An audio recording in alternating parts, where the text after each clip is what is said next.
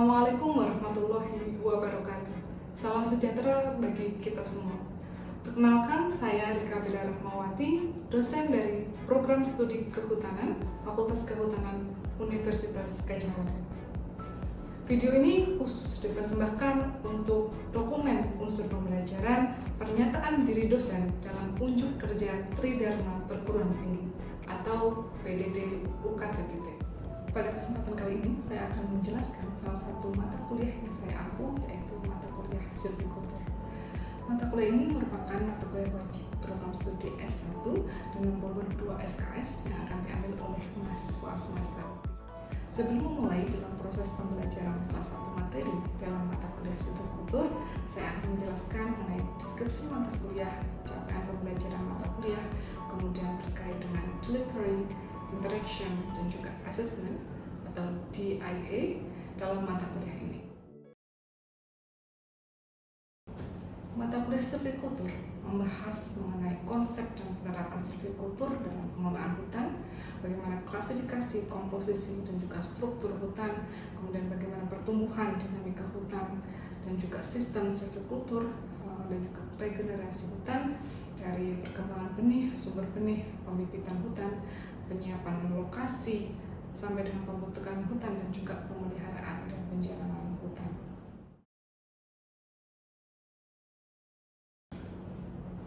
Mata kuliah ini memiliki 4 CPMK. CPMK yang pertama yaitu mahasiswa diharapkan mampu menjelaskan klasifikasi hutan, pengembangan benih, sistem silviculture, pembibitan hutan, dan juga permudahan hutan. CPMK yang kedua yaitu mahasiswa diharapkan mampu mendefinisikan istilah kunci silviculture yang benar dan mampu mendiskusikan teknik pengelolaan hutan. CPMK yang ketiga yaitu mahasiswa diharapkan mampu menjelaskan dasar pengembangan tegakan hutan dan juga tahapan sukses yang berbeda. CPMK yang keempat yaitu mahasiswa diharapkan mampu mengidentifikasi dan menyusun sistem silviculture untuk meningkatkan produktivitas hutan.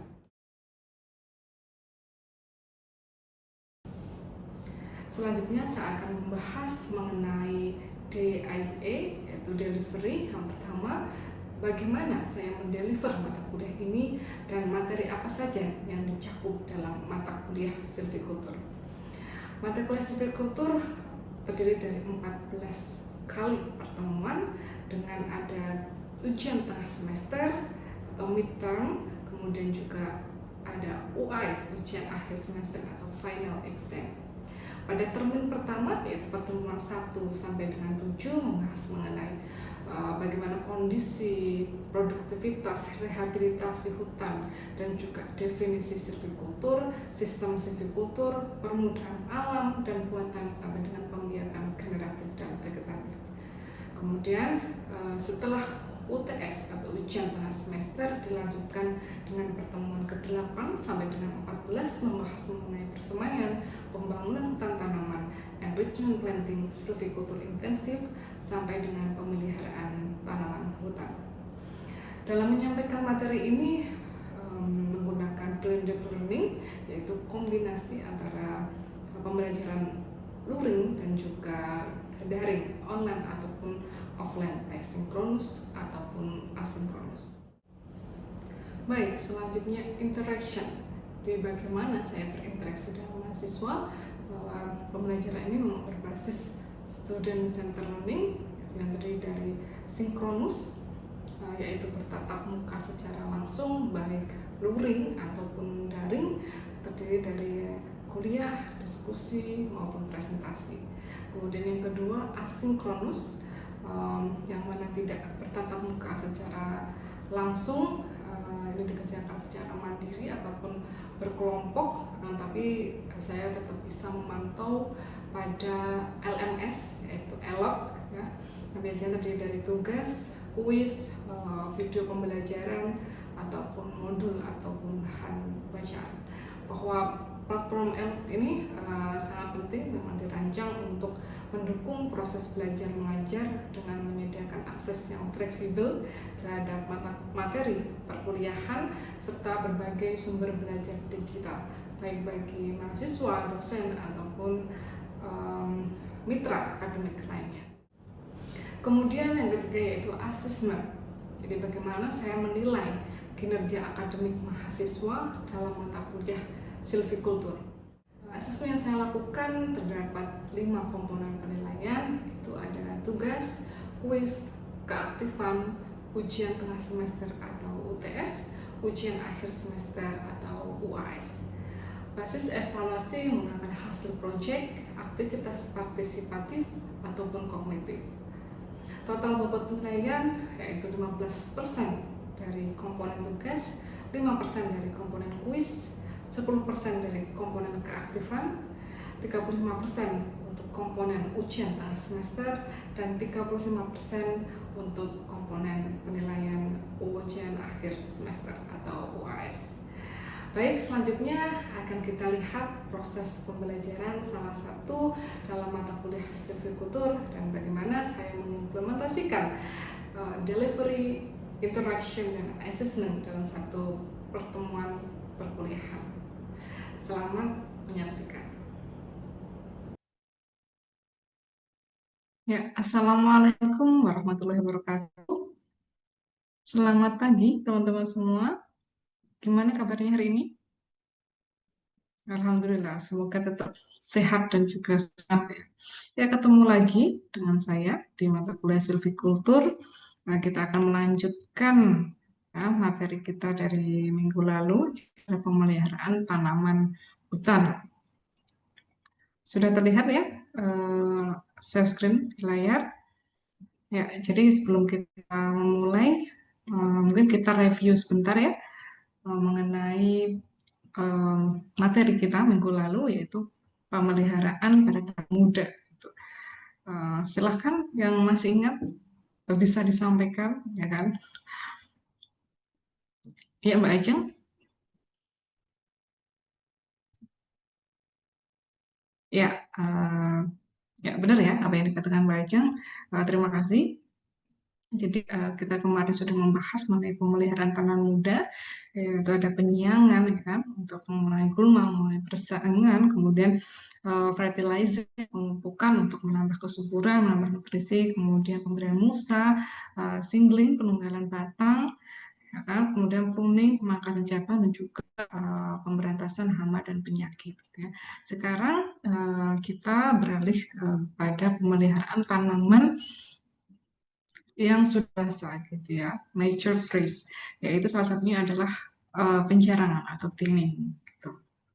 Nah, sebelum kita memulai, ini saya sampaikan outline materi kita yang saya akan sampaikan hari ini, yaitu yang pertama itu mengenai tujuan pembelajaran, kemudian yang kedua kita akan berbicara apa itu penjarangan, kemudian yang ketiga apa saja metode-metode penjarangan, kemudian yang keempat kita akan memperoleh ya informasi mengenai studi kasus penjarangan pada jati klon monokultur, kemudian ditutup dengan kesimpulan gitu ya. Karena kita yang pertama itulah tujuan pembelajaran, yaitu kita belajar mengenai penjarangan, kemudian mengidentifikasi pertimbangan gitu dan kondisi seperti apa membutuhkan penjarangan. Kemudian kita juga mengetahui ya beberapa metode penjarangan. Kemudian terakhir kita memberi informasi mengenai praktek penjarangan pada petani jati monokultur gitu. Oke, sebelumnya ya ini pemanasan dulu ini kita membuka Mentimeter ya, silahkan ya buka menti.com dengan kode 81969219. Ya teman-teman, jadi pertanyaannya apa yang kalian tahu tentang pentingnya penjarangan? Ini silahkan ya bagi teman-teman yang mungkin yang sudah membuka modulnya ya di Elok, ini pasti sudah tahu ya nih. Nah ini terima kasih nih partisipasinya. Ini perlu diingat juga teman-teman bahwa partisipasi aktif ini sangat menentukan juga ya dalam asesmen. Ya ini sudah banyak ya yang join, silakan yang belum join. Kayunya bagus ya kan, harga mahal, kualitas kayu meningkat, produktivitas tinggi ya, diameter besar, ini produktivitas tinggi yang paling banyak ini. Ya, jadi terima kasih ya partisipasinya teman-teman. Nanti akan kita bahas ini kayaknya sebenarnya sudah tahu semua ya, sudah paham ya. Terima kasih. Nah, jadi saya menyampaikan dasar teorinya ya, basic teorinya bahwa pada awal pertumbuhan tanaman ya kan, pohon kita merangkai ya sedemikian rupa pada awal penanam yaitu dibuat rapat gitu ya. Untuk apa? Agar bisa full stock gitu ya. Kemudian juga kayu bisa lurus ya kan, dengan kerapatan itu kayunya bisa lurus ya kan. Kemudian juga merangsang pruning alam gitu ya. Nah, gitu akan tapi seiring bertambahnya usia gitu ya, mereka juga berkembang, pohon ini berkembang, baik itu diameter ataupun tingginya gitu ya, sehingga membutuhkan ruang ya, membutuhkan ruang untuk tumbuh. Nah, di sini dengan adanya pertumbuhan ini, perkembangan ini, maka bisa merangsang kompetisi ya, benar ya, kompetisi ya, dengan kompetisi itu sehingga penjarahan itu sangat dibutuhkan untuk mengurangi adanya kompetisi gitu. Nah, ini teman-teman, bahwa penjarangan itu adalah suatu tindakan untuk mengurangi ya pohon-pohon ya dalam suatu tegakan ya, untuk tujuannya untuk meningkatkan pertumbuhan ya, pertumbuhan pada tanaman-tanaman tinggal gitu ya, sehingga dia bisa meningkatkan apa diameter ya kan, kemudian volume tegakan per hektar, kemudian juga nilai ekonomi yang meningkat, sehingga di sini bisa kita simpulkan untuk meningkatkan produktivitas. Ini bisa kita ilustrasinya ya teman-teman di sini ya, bahwa dengan adanya penjarahan ini memberikan ruang tumbuh bagi tegakan-tegakan tinggal sehingga mereka bisa tumbuh gitu ya, tumbuh dengan optimal gitu ya teman-teman. Nah, kapan waktunya untuk penjarangan ini ya, bahwa penjarangan itu bisa dilakukan ketika tajuk itu sudah saling berdekatan, saling bersentuhan satu sama lain, yang mana ini mengindikasikan bahwa akar juga saling berkompetisi. Nah, itu ya. Kemudian waktu untuk pertama kali penanaman, mohon maaf, waktu untuk pertama kali penjarangan ya kan, itu tergantung dengan kualitas tapak, kemudian apalagi ya spacingnya ya kan, spacing berbeda, kemudian apalagi tipe tanamannya ya, fast growing atau slow growing gitu. Ya pasti kalau fast growing dia pertumbuhannya akan lebih cepat ya, waktu untuk penjarangannya semakin ya lebih cepat juga. Nah, gitu ya. Kemudian tanaman-tanaman seperti apa yang harus kita jarangi? Ya, prinsipnya kita meninggalkan pohon-pohon yang mempunyai masa depan yang bagus, ya kan, mempunyai kualitas tegakan yang bagus sampai pada akhir umur nanti. Nah, gitu ya. Nah, ini ada beberapa kriteria pohon ya yang biasanya dijarangi. Ini ada, ini teman-teman ingat aja pecel teri ya kan. Ini bukan makanan ya teman-teman ya. Pecel teri itu adalah penyakit, cacat, jelek, terinya itu adalah tertekan dan lain. Jadi rimba lain itu ada pohon-pohon yang tidak diinginkan dalam suatu tegakan itu. Nah, kemudian ada apa saja sih metode-metodenya? Ini di sini 5 metode penjarangan. Ini yang pertama adalah penjarangan rendah, yang mana dia menghilangkan pohon-pohon dari kanopi kelas bawah, gitu ya. Ini kalau teman-teman masih ingat ya, ada pohon-pohon apa ini yang D dominan ya kan, C-nya dominan, kemudian S-nya surprise trees ya, tertekan, kemudian I-nya intermediate ya teman-teman. Ini jika tidak kondisi yang tidak dijalani seperti ini, dan kalau like ya, like penjarangan yang ringan gitu ya, itu yang dihilangkan adalah tanaman yang tertekan ya, tertekan. Kemudian yang moderate itu ya, yang tertekan, dan juga yang intermediate. Kemudian yang heavy itu yang sudah berat itu adalah yang dihilangkan selain tertekan, intermediate juga kodominannya, gitu. Sehingga tersisa pohon-pohon yang dominan. Ada macam-macam kekerasan atau intensitas ya dalam penjarangan rendah. Itu. Kemudian kebalikannya dari penjarangan rendah adalah penjarangan tajuk ya. Dia menghilangkan pohon-pohon yang kodominan dan juga beberapa yang dominan gitu ya. Jadi kelas atas, kanopi kelas atas ya, untuk memberikan kesempatan pohon-pohon yang di bawahnya untuk tumbuh gitu ya.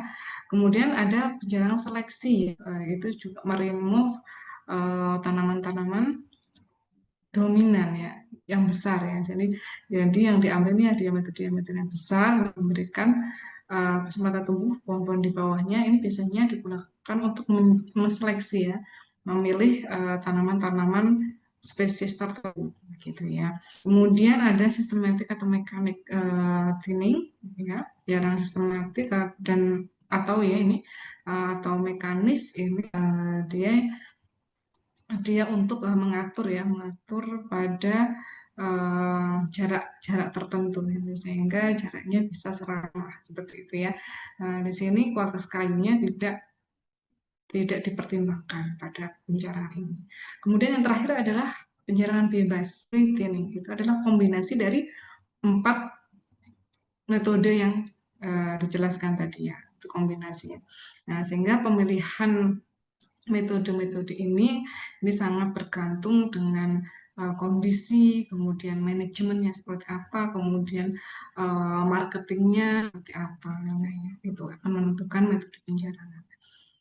Nah, kita belajar ya studi kasus mengenai penjarangan di jati klun ya, tanaman jati klun yang monokultur.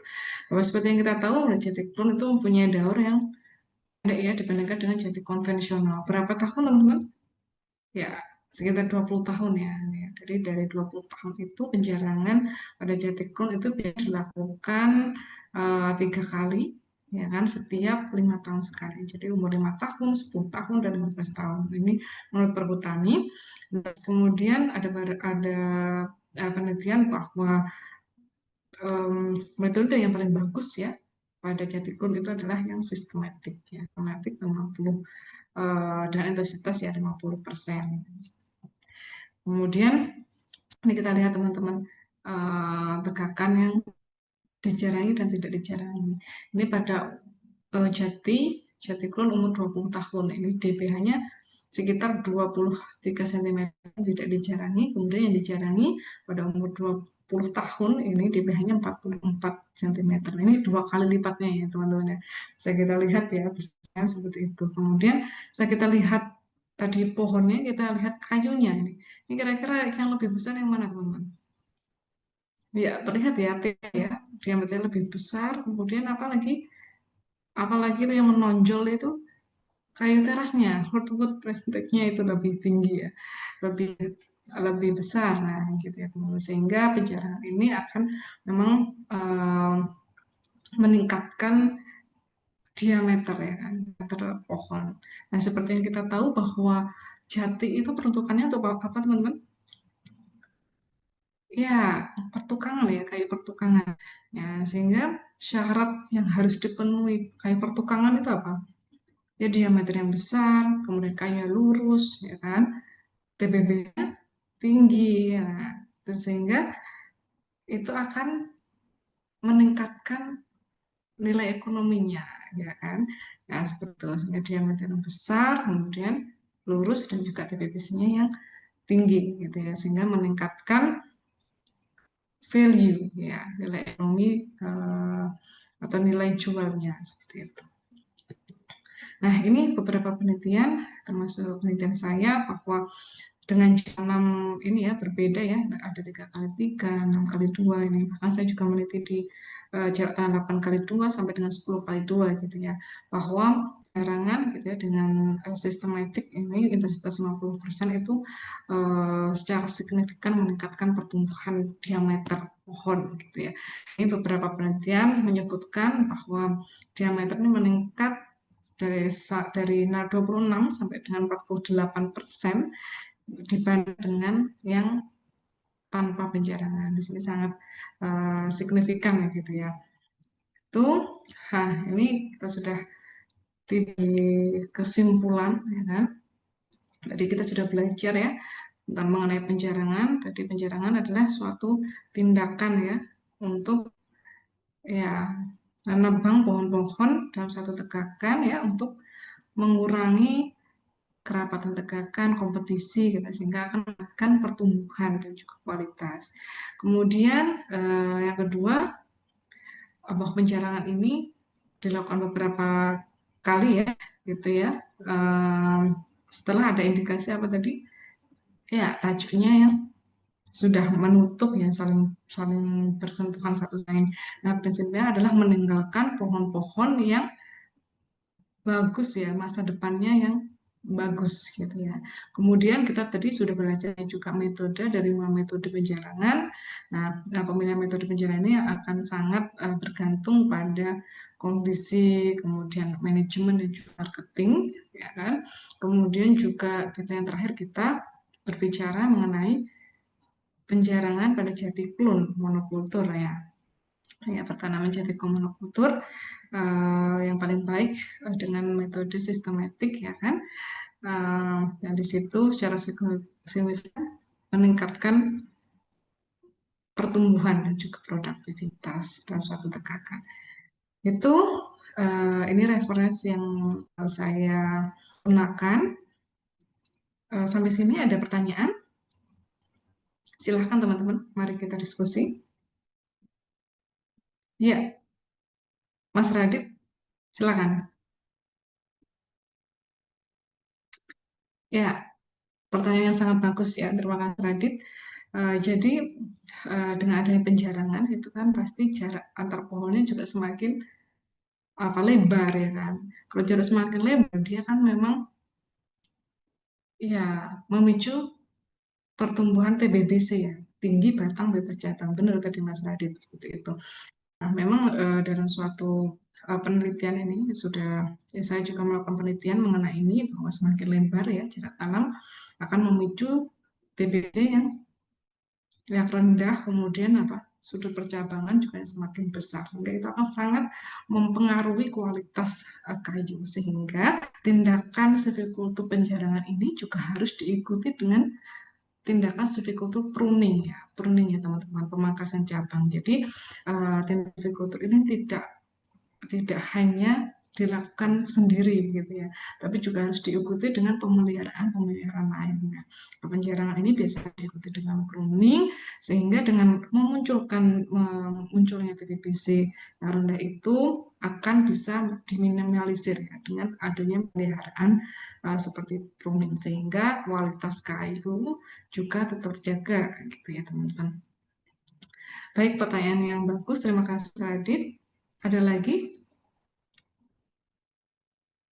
Oke, jika tidak ada, mungkin saya tutup ya teman-teman. Jangan lupa dikerjakan kuisnya yang ada di Elok, ya kan? Ya, bahwa nilai kuis ini juga apa kemarin beratnya teman-teman? Masih ingat ya? Ya sekitar 5% ya. Ini akan sangat membantu kalian gitu ya teman-teman ya. Mungkin saja jika tidak ada pertanyaan, saya tutup di sini. Mohon maaf jika ada salah-salah kata dan khilafnya. Terima kasih banyak teman-teman atas partisipasinya juga hari ini. Saya tutup sekian. Wassalamualaikum warahmatullahi wabarakatuh. Ya, sehat-sehat teman-teman semua.